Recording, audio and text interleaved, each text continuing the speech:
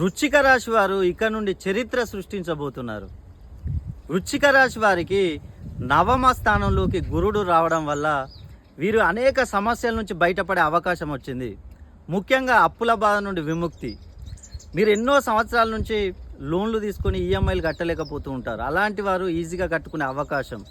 ముఖ్యంగా నూతనంగా ఏ వ్యాపారం చేసినా కూడా మీకు 10 రూపాయలు వస్తుందన్న కాడ మీకు 100 రూపాయలు వచ్చే అవకాశం మీకు ఇప్పుడు ఉంది. అదేవిధంగా చూసుకున్నట్లయితే మీరు వివాహ విషయంలో వివాహాలు ఆలస్యం అవుతూ ఉంటాయి. అలాంటి వారికి వివాహాలు సెటిల్ అయ్యే అవకాశం. అయిన వాళ్ళతో గొడవల నుండి బయటపడే అవకాశం. కుటుంబ